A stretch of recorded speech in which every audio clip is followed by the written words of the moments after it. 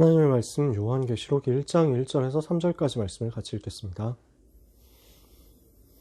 신약성경 요한계시록 1장 1절에서 3절까지 말씀. 요한계시록 1장 1절에서 3절 찾으셨으면 같이 읽겠습니다. 예수 그리스도의 계시라. 이는 하나님이 그에게 주사 반드시 속히 일어날 일들을 그 종들에게 보이시려고 그의 천사를 그 종 요한에게 보내어 알게 하신 것이라. 요한은 하나님의 말씀과 예수 그리스도의 증거 곧 자기가 본 것을 다 증언하였느니라. 이 예언의 말씀을 읽는 자와 듣는 자와 그 가운데 기록한 것을 지키는 자는 복이 있나니 때가 가까움이라. 아멘. 오늘 우리가 같이 나눌 하나님의 말씀 요한계시록에 대한 말씀 첫 번째 시간입니다.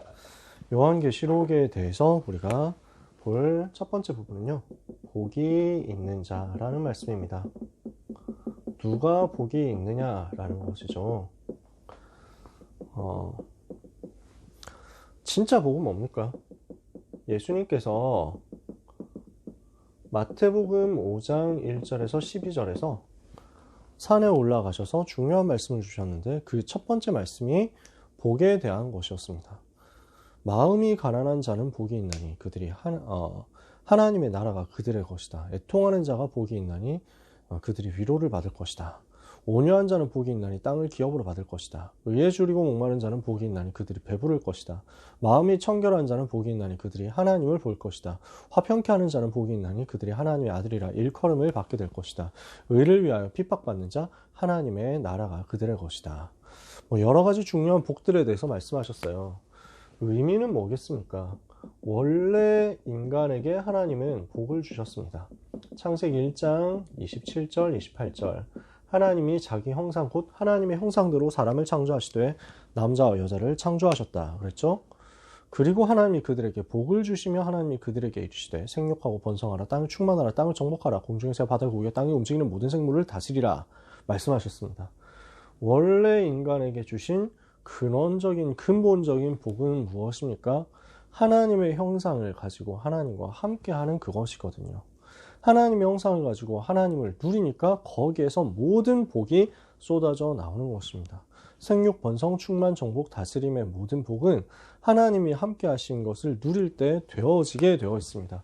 하나님을 떠나서 이것을 다 놓쳐버렸거든요.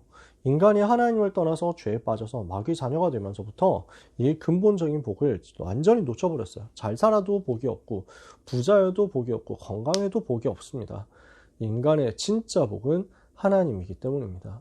인간의 진짜 복은 하나님과 함께하는 것이기 때문입니다.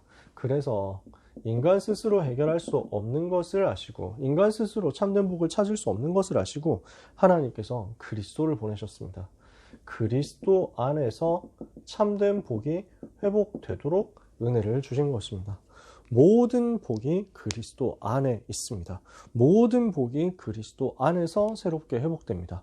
모든 복이 그리스도로 말미암아 우리에게 임합니다. 그래서 찬송하리로다 우리 주 예수 그리스도의 아버지 하나님께서 하늘에 속한 모든 신령한 복을 우리에게 주시려고 예수 그리스도를 보내셨다. 에베소서 1장 1절에서 10절까지 바울은 이렇게 고백하는 것입니다. 하늘에 속한 모든 신령한 복으로 우리에게 복 주시는 이름이 바로 예수 그리스도다. 하늘에 있는 것이나 땅에 있는 것이 전부 그리스도 안에서 통일되게 되어 있다. 하늘과 땅의 모든 복이 그리스도 안에서 우리에게 회복된 것입니다. 왜요? 하나님 떠난 인간에게 하나님 만나는 길을 여셨기 때문입니다. 하나님 떠나서 죄에 빠진 인간에게 죄의 저주 이기는 응답을 주셨기 때문입니다. 죄에 지어서 마귀의 자녀된 인간에게 마귀의 권세를 깨트리고 사탄의 손에서 해방되는 길을 여셨기 때문입니다. 예수님은 그리스도시고 그분은 참된 복 근원이십니다. 복 그 자체이십니다. 그래서 마태복음 5장에서 예수님이 얘기하신 그 복의 내용 결국 한마디로 말하면 그리스도가 진짜 복이라는 거예요. 그리스도를 만난 것이 최고의 복이라는 거예요. 우리는 이 최고의 복을 이미 얻은 줄 믿습니다. 그런데 여기서 질문이 나오죠. 이 복을 받았는데, 이 복을 회복했는데 왜 나는 지금 어려운가? 여기에 대해서 우리는 질문을 하게 될 때가 있습니다. 아니, 복 받았다고 했는데 왜 나는 복이 없지? 나는 왜 잘 안 되는 것 같지? 이 모든 어려움은요, 이 모든 문제는요, 우리에게 세상 것이 복이 아니고 진짜 복이 따로 있다는 것을 알게 하시는 것이었습니다. 진짜 복, 참된 복이 무엇인지를 깨닫도록 만드는 것입니다. 이게 하나님의 우리를 향한 의도입니다. 그래서 성경 속의 렘넌트들, 전도자들 대부분 고난 많이 당했습니다. 요셉이 많이 고난 당했죠. 다윗이 어려움 많이 당했습니다. 다니엘이 사자굴 속에 들어갔습니다. 아니, 일단 다니엘 스타팅 포인트가 포로였습니다. 굉장히 어려움 많이 당했죠. 성경에 바울 같은 사람 얼마나 고난 많이 당했습니까? 초대교회 전도자들 얼마나 핍박 당했습니까? 성경에 욥 같은 경우 보면 굉장히 복을 받고 잘 살았는데 어느 날 하루아침에 그 모든 것을 다 빼앗깁니다. 모든 재산 다 날아가고 가족들이 다, 자녀들이 다 죽임을 당하고 아내가 떠나가고 자기는 병에 걸려서 계속 고통을 당합니다. 그럼 왜 그렇습니까? 왜 어려움을 당합니까? 하나님 만났는데 왜 그렇습니까? 하나님은 욥에게 답을 주시는 거였습니다. 욥이 하고 있는 신앙생활이 사실은 바르고 착하고 깨끗하고 경건하게 유지가 되고 있는 것 같지만 정말 신앙생활의 진짜 의미인 복음의 비밀을 깊이 발견하지 못하고 자칫 잘못하면 종교로 빠지는 상황이었기 때문에 욥은 늘 피제사 드렸거든요. 근데 그 피제사의 주인공이 누구신지 잘 몰랐어요. 늘 피제사 드리고 늘 하나님 앞에 깨끗하게 살려고 했는데 자기한테 문제 와요. 이유는 뭡니까? 그 바른 생활로도 해결할 수 없는 영적인 문제가 있다는 것을 하나님이 알게 하신 것입니다. 사탄의 존재가 있다는 것을 알게 하신 겁니다. 그리고 그 사탄의 권세에서 해방되는 길이 있다는 것을 알게 하신 것입니다. 죄와 사탄과 지옥의 모든 저주에서 해방되는 길이 뭐냐? 이것을 알게 하시려고 하나님께서 욥에게 문제처럼 보이는, 고난처럼 보이는, 어려움처럼 보이는 많은 사건들을 허락하셨습니다. 그 속에서 욥이 찾아낸 겁니다. 영적 세계가 따로 있다. 그 영적 세계에서 오는 영적인 문제 해결하지 않으면 아무리 바르게 살아도 답은 나오지 않는다. 인간의 힘으로 그 문제 해결할 수 없기 때문에 하나님이 그리스도를 보내시는 것이다. 그가 후일에 땅 위에 서실 것인데, 내가 알기에는 나의 구속자가 살아계시니 그가 후일에 땅 위에 서실 것인데 내가 이 썩은 가죽 밖에서 그를 보리라. 이 땅에 오실 성육신하실 메시아 그리스도를 발견하는 응답을 욥이 받습니다. 이렇게 되고 나니까 비로소 길이 보이는 거죠. 나의 가는 길을 오직 그가 아시나니 그가 나를 단련하신 후에는 내가 정금같이 나오리라. 그러니까 복음을 깨닫게 하는 그것을 위해서, 하나님의 은혜를 깨닫게 하는 그것을 위해서 하나님은 문제로 보이는, 어려움으로 보이는, 고난으로 보이는 모든 사건들을 우리에게 일으키실 수 있습니다. 그때 속지 말고 진짜 복이 무엇인지 발견하는 쪽으로 가시기를 바랍니다.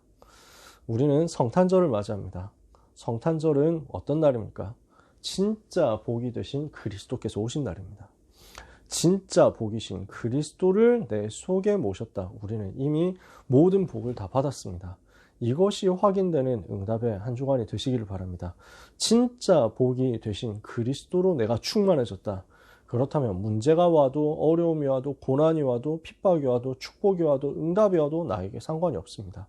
우리는 주님 한 분만으로 행복하기 때문입니다. 그래서 사도 요한에게 하나님은 이 사실을 보여주십니다. 굉장한 핍박 시대거든요. 고난의 시대거든요. 이 속에서 진짜 복을 받은 사람은 누구냐? 복 있는 사람이 누구냐? 세 가지를 우리가 오늘 붙잡아야 되겠습니다. 진리와 복음 때문에 핍박받는 자, 이 사람이 복이 있습니다. 그래서 요한계시록 1장 9절 10절에 보니까 요한이 지금 어떤 상황 속에 있는지 하나님께서 말씀을 주시는 것입니다. 주의 날에 성령께서 강하게 충만하게 임하시고 주의 천사가 동원되어서 사도 요한에게 응답의 미래에 대한 그림과 비밀을 보여주는데요. 이때 어디 있었냐? 반모섬에 요한이 유배되어 있었습니다. 초대교회는 어떤 상황이었습니까? 이스라엘 나라가, 유다 나라가, 정확하게 유다 나라죠, 그때 당시에. 그래서 그 권력과 종교 권력을 가지고 초대교회를 이단 누명 씌우고 핍박했습니다. 종교 재판 걸어서 굉장히 어려움을 당하도록 만들었습니다.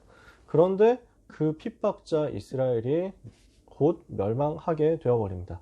AD 70년이었습니다. 바울이 순교한 것이 AD 67년입니다. 그 후 3년 만에 유다 나라는 멸망당하고 예루살렘이 함락당하고 성전은 돌 위에 돌 하나도 남지 않고 무너지고 약탈당하고 수많은 사람들이 살해당했습니다.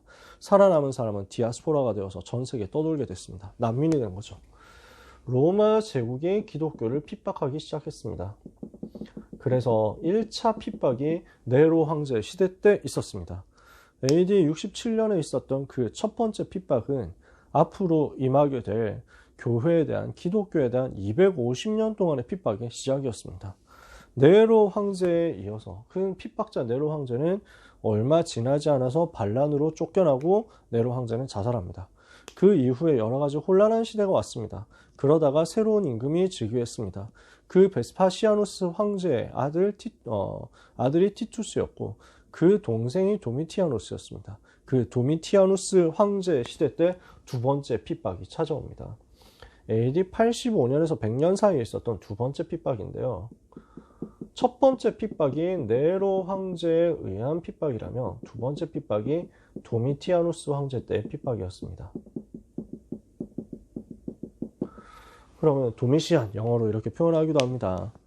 그래서 첫 번째 핍박 때 대부분의 사도가 순교했고 살아남았던 많은 사람들도 두 번째 때 순교했습니다.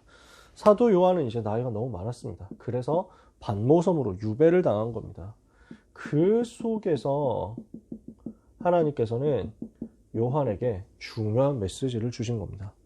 핍박이 왔다, 고난이 왔다, 너무너무 많은 박해와 환난 속에서 낙심될 수 있을 것이다. 낙심하지 마라, 속지 마라. 어떤 일이 있어도 하나님의 자녀는 절대로 멸망하지 않는다. 어떤 핍박이 와도 하나님의 자녀를 무너뜨릴 수 없다. 그러면 왜 하나님이 핍박을 주시느냐?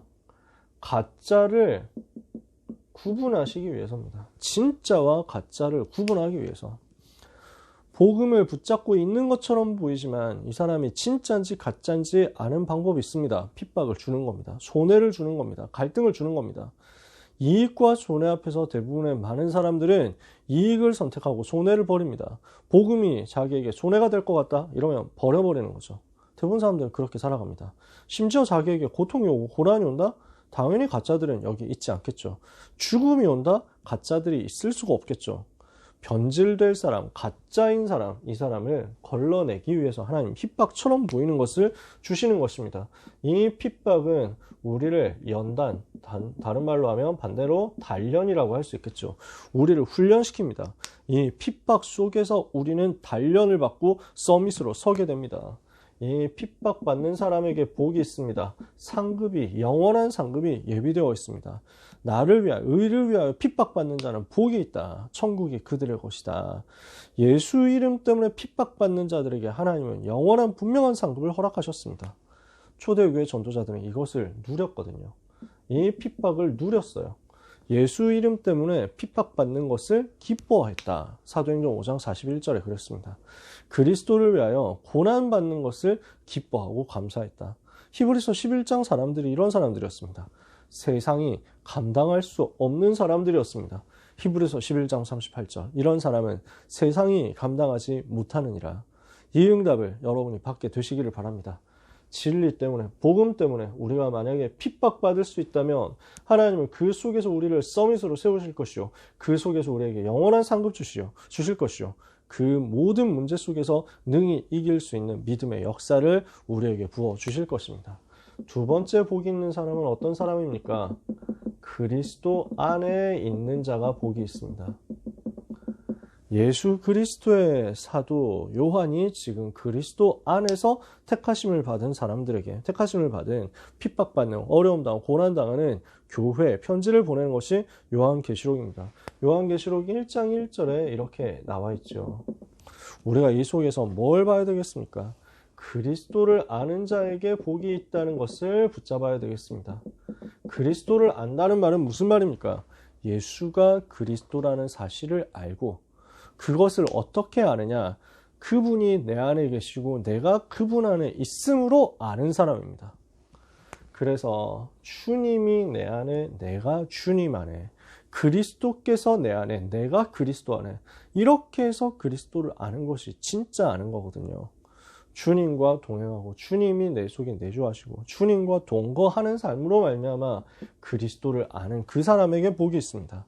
그 그리스도께서 계시를 주시는데 그 계시를 아는 자가 복이 있습니다.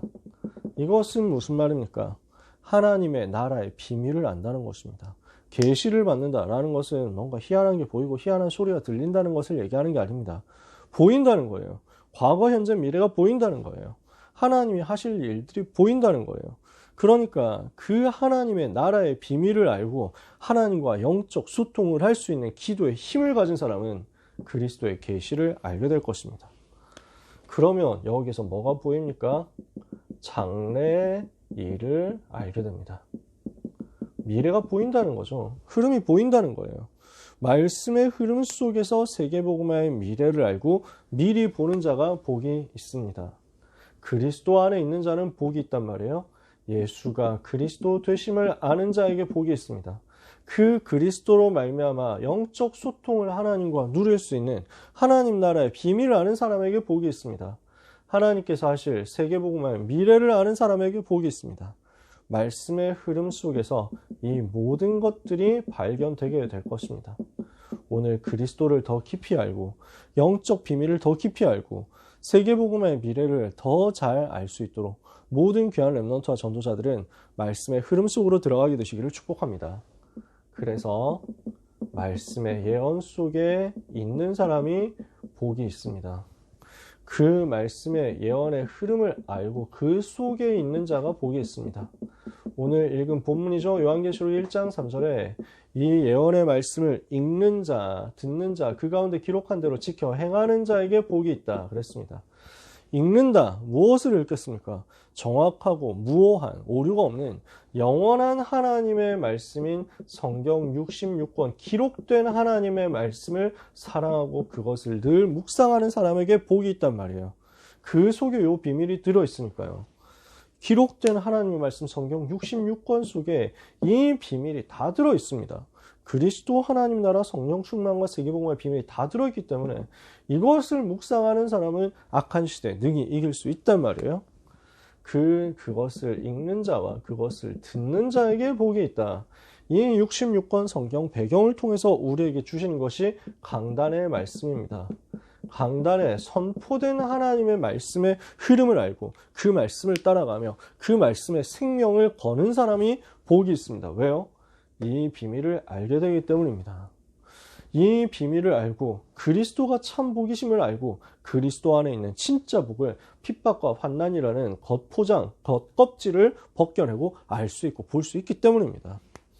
이것을 지키는 자에게 복이 있다고 했습니다. 무슨 말입니까? 하나님이 우리에게 기록된 하나님의 말씀과 선포된 하나님의 말씀을 주셨습니다. 이것을 가지고 편집하고 설계하고 디자인하라는 것입니다. 하나님이 우리에게 주신 영원한 그 언약의 말씀을 가지고 모으고 그 말씀 속에서 내게 주시는 답을 찾아서 기도 속으로 들어가고 현장에 적용할 수 있는 구체적인 미션을 발견했다. 그 미션을 가지고 실천하고 있다. 이 사람에게 하나님은 복이 있다고 하는 것입니다. 왜죠? 읽는 하나님의 말씀, 듣는 하나님의 말씀이 이렇게 해서 나에게 성취됨을 확인하게 되기 때문입니다. 왜 이것을 읽는 자, 듣는 자, 지키는 자 복이 있습니까? 때가 가까움이라. 어떤 때가 가깝습니까? 환난과 핍박과 고난의 때가 가깝습니다. 지금 요한은 자기도 유배되어 있고 수많은 성도들이 고난당하는 상황 속에서 편지를 쓰는 겁니다. 지금 우리는 고난과 핍박과 환난을 당한다. 근데 당연한 것이다. 오게 되어 있다. 세상과 다른 사람이기 때문에 우리는 세상에 속하지 않았기 때문에 세상이 우리를 미워하는 것이 당연하다. 우리가 잘못해서 우리한테 문제가 오는 거면 갱신하면 되는데 그게 아니라면 그 속에 하나님의 축복의 계획이 있는 것이다. 지금 오는 핍박, 복음 가진 우리가 마귀에게 속한 세상 속에서 살기 때문에 당연히 올 수밖에 없는 것이다. 두려워하지 말고 당황하지 말고 이 핍박과 환난이 앞으로 더 계속 일어나겠으나 그러나 하나님의 자녀는 절대 멸망하지 않고 반드시 승리한다는 것을 붙잡아라. 그리고 그 환난과 핍박과 고난이 심해지면 심해질수록 세계복음화의 날이 더 가까워지고 주님 재림하시는 날이 더 가까워지니까 오히려 우리는 그 속에서 소망이 더욱 풍성해지는 것이다. 이것을 붙잡아라 라고 요한은 부탁하는 겁니다. 그 말씀을 읽는 자, 듣는 자, 그 가운데 기록된 대로 지켜 행하는 자에게 복이 있나니 때가 가까움이라. 오늘 주님 재림하시는 그 날을 바라보면서 때가 가까운 것을 보면서 근원적인 소망을 굳게 붙잡는 귀한 전도자 여러분 되시기를 축복합니다. 그래서 우리에게는 소망이 있습니다. 확실한 소망이 있습니다. 누가복음 2장에 보면요, 22절에서 40절에 보면 안나라는 사람, 시므온이라는 사람이 나옵니다. 시므온이라는 사람, 안나라는 사람, 나이 되게 많은 분들이었는데 이분들이 성전에서 예배하면서 하나님께로부터 받은 메시지가 있었어요. 개인적인 이면계약이 있었어요. 메시아를 만나게 될 것이다. 성육신에서 이 땅에 오실 메시아를 너희는 만나게 될 것이다. 여기에 대해서 메시지를 붙잡았던 거예요. 근데 이렇게 붙잡고 그 약속의 성취를 기다리던 이분들이 마침내 사람의 몸을 입고 이 땅에 오신 아기의 모습으로 오신 예수님을 만난 겁니다. 태어난 지 8일째 되어서 할례를 받기 위해서 성전에 올라오신 예수님을 이 사람들이 봤습니다. 시므온이 봤습니다. 드디어 자기가 기다렸던 그분이 오셨다. 이제 종을 놓아주시는구나. 안나라는 할머니도 하나님을 찬송했습니다. 하나님께서 종의 기도를 들어주셨다. 오실 메시아를 바라보는 그 소망으로 이분들이 충만했는데 그게 성취된 거죠. 우리에게 또 소망이 있습니다. 요한계시록 22장 20절. 이 말씀을 주신 그리스도께서 말씀하셨는데 내가 진실로 속히 오리라 하셨으니 아멘 주 예수여 오시옵소서. 이것들을 말씀하신 이가 이르시되 내가 진실로 속히 오리라. 아멘 주 예수여 오시옵소서. 재림을 바라보는 소망 가진 하나님의 자녀들입니다. 우리의 소망은 어디 있느냐? 주님 오시는 것을 바라보는 것에 있다는 것입니다. 그래서 구약 시대의 성도들은 어떤 소망이 있었습니까? 핍박 속에서도 오실 그리스도를 바라보았습니다. 그 사람들이 복이 있었습니다. 근데 그분이 오셨잖아요. 신약 시대의 사람들 어땠습니까? 성도들이 어땠습니까? 오신 그리스도를 만나고 그분을 알아본 사람들, 그리고 그분을 부인하지 않은 사람들, 그 사람들이 복이 있었습니다. 그 핍박 속에서도 내가 만난 그분이 그리스도 맞다고 고백하고 그분을 부인하지 않은 사람들에게 복이 있었단 말이에요. 세 번째, 이 시대를 살아가고 있는 주님이 승천하신 이후 재림 때까지의 그 시간표를 말세라고 하거든요. 말세를 살아가는 성도들, 우리도 그 속에 있죠. 우리의 소망은 어디에 있습니까? 누가 복이 있습니까? 다시 오실 그리스도를 바라보는 사람들입니다. 그 사람들에게 복이 있습니다. 핍박 속에서도 오실 그리스도를 바라본 사람들, 핍박 속에서도 오신 그리스도를, 만난 그리스도를 부인하지 않은 사람들, 핍박 속에서도 다시 오실 그리스도를 바라보는 사람들, 그 사람들에게 복이 있습니다. 그래서 어떤 핍박과 환난이 있어도 그리스도 비밀 가진 자는 멸망하지 않습니다. 그리스도를 알고 하나님 나라 누리고 성령 충만을 받아서 세계복음화의 미래를 보는 사람은 복이 있습니다. 그 힘이 말씀의 흐름 속에서 나옵니다. 말씀을 읽는 자, 듣는 자, 그 가운데 기록된 대로 지켜 행하는 자들은 때가 가까움을 볼수록 이 소망으로 더욱 충만하게 될 것입니다. 오늘 우리는 그리스도를 바라봐야 되겠습니다. 우리의 소망의 주인공이 바로 그리스도십니다. 다시 오실 우리 주님을 바라보고 기다리며 사모하는 하나님의 자녀들이 되시기를 바랍니다. 성탄절 기간 전주간들을 대강절 또는 대림절이라고 합니다. 절기를 외울 필요는 없습니다. 의미는 이렇습니다. 강림하실 것을 기다린다라는 말입니다. 한자로 기다릴 대거든요. 우리 주님 오시는 것을 기다리고 사모하는 것입니다. 우리의 진정한 소망이 어디 있으며 우리의 진정한 복이 어디 있는지를 알고 그 복의 근원 되신 그리스도를 바라보는 가운데 이 악한 시대를 이기는 영적인 힘을 어려움 속에서 얻는 여러분이 되시기를 예수 그리스도 이름으로 축복합니다. 기도하겠습니다. 하나님께 감사드립니다. 핍박과 고난의 시대 속에서 함께 하시는 우리 주님을 찬양합니다. 예수가 그리스도 되신 그 비밀 가지고 현장에서 승리하게 하옵소서. 하나님의 자녀의 그 축복 누리면서 현장에서 승리하게 하여 주옵소서. 하나님의 나라 비밀과 성령 충만과 세계복음화의 그 미래를 보는 은혜 속에서 이번 주간에도 강건하게 하여 주시옵소서. 이미 오신 주님을 사랑하며 이미 오신 주님을 찬송합니다. 다시 오실 주님을 이제 그 중심으로 바라보니 주님 사모하며 간절히 기다리는 하나님의 자녀들에게 재림 때까지 변질되지 않고 지속할 그리스도의 제자에게 주시는 참된 복으로 역사하여 주옵소서. 예수 그리스도의 이름으로 기도합니다.